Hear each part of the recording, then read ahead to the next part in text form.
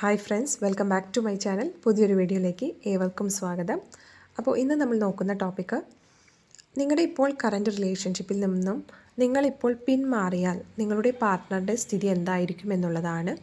അപ്പോൾ ഇപ്പോൾ ഉള്ള റിലേഷൻഷിപ്പിൽ എന്തെങ്കിലും പ്രോബ്ലംസ് ഫേസ് ചെയ്യുന്ന വ്യക്തികൾ, അല്ലെങ്കിൽ ആ റിലേഷൻഷിപ്പിൽ എന്തോ ഒരു ടോക്സിക് ആയതാണ് എന്ന് നിങ്ങൾക്കൊരു തോന്നലുണ്ട്, ഒരു തീരുമാനം എടുക്കാനായിട്ട് വെയിറ്റ് ചെയ്യുന്ന വ്യക്തികളാണെങ്കിൽ ഈ വീഡിയോ കാണുക.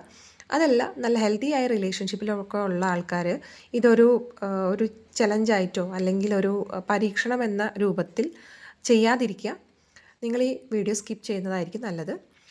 അപ്പോൾ അങ്ങനെ ബന്ധത്തിൽ പ്രശ്നങ്ങളുള്ള വ്യക്തികൾക്ക് ഈ വീഡിയോ കണ്ടിന്യൂ ചെയ്ത് കാണാവുന്നതാണ്.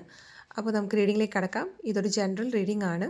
അപ്പോൾ നിങ്ങളുമായിട്ട് റെസൊനേറ്റ് ചെയ്യുന്നുണ്ടെങ്കിൽ കണ്ടിന്യൂ ചെയ്ത് കാണുക, അതല്ലെങ്കിൽ ഈ വീഡിയോ അവോയ്ഡ് ചെയ്യാനായിട്ട് ശ്രദ്ധിക്കുക. അപ്പോൾ നമുക്ക് റീഡിങ്ങിലേക്ക് കടക്കാം.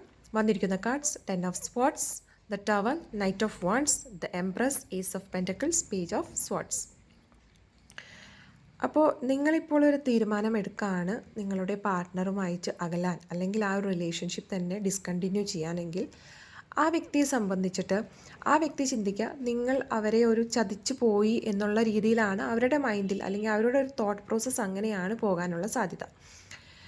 നിങ്ങളൊരു പാതി വഴിയിൽ അവർ ഉപേക്ഷിച്ചു, അല്ലെങ്കിൽ എന്തോ ഒരു കാര്യം നേടാൻ വേണ്ടിയിട്ടുള്ള ബന്ധമായിരുന്നു എന്നുള്ള തോന്നലൊക്കെ അവരുടെ മനസ്സിൽ വരും.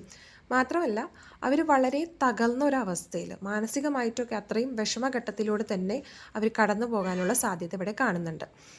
അവരെ സംബന്ധിച്ചിട്ട് അവരുടെ ജീവിതത്തിൽ പെട്ടെന്ന് വന്നൊരു മാറ്റം, അല്ലെങ്കിൽ അവരൊട്ടും പ്രതീക്ഷിക്കാതെ വന്നൊരു തകർച്ചയായിട്ടായിരിക്കും നിങ്ങളുടെ ഈ തീരുമാനത്തെ അവർ നോക്കിക്കാണാൻ പോകുന്നത്. പക്ഷേ എന്തായാലും അവർക്കതിനെ ആക്സെപ്റ്റ് ചെയ്യാനോ അല്ലെങ്കിൽ ആ ഒരു കാര്യം അങ്ങ് അംഗീകരിച്ച് കൊടുക്കാനുള്ള ബുദ്ധിമുട്ടുകൾ വളരെയധികം പാടുപെടും അവർ ആ ഒരു കാര്യത്തിനെ അംഗീകരിച്ച് വരാനായിട്ട്. പക്ഷേ എന്തായാലും അവർ ഒരു ഫാസ്റ്റായിട്ടുള്ളൊരു ആക്ഷൻ എടുക്കാനുള്ള സാധ്യതയുണ്ട്.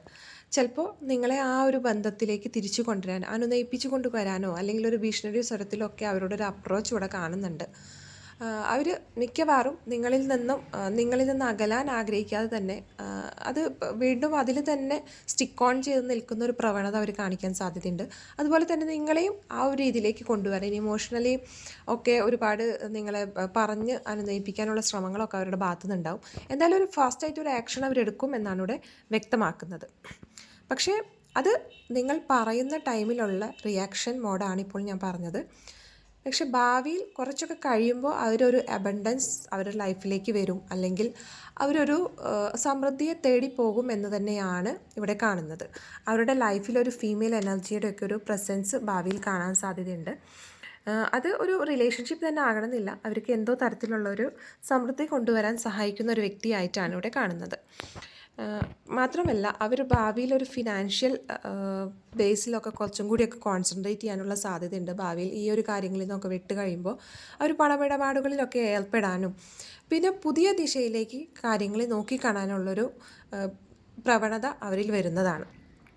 അവരിതിൽ നിന്നെല്ലാം മാറി ഒരു നല്ലൊരു എക്സൈറ്റ്മെൻറ്റോട് കൂടിയും നല്ലൊരു ജിജ്ഞാസ, അതായത് കുട്ടികൾക്കുള്ള ഒരു ജിജ്ഞാസയും കാര്യങ്ങളുള്ള പുതിയ കാര്യങ്ങൾ അറിയാനും പഠിക്കാനും ഒരു പുതിയ തലത്തിലേക്ക് തന്നെ, ഒരു പുതിയ ഡയറക്ഷനിലേക്ക് അവർ നീങ്ങുമെന്ന് തന്നെയാണ് ഇവിടെ വ്യക്തമാക്കുന്നത്. പക്ഷേ സഡൻ ഉള്ള ഒരു റെസ്പോൺസ് ഏതൊരു വ്യക്തിക്കും ഉണ്ടാകുന്ന പോലെ അക്സെപ്റ്റ് ചെയ്യാനുള്ള ഒരു ബുദ്ധിമുട്ട് അവരിൽ കാണുന്നുണ്ട്.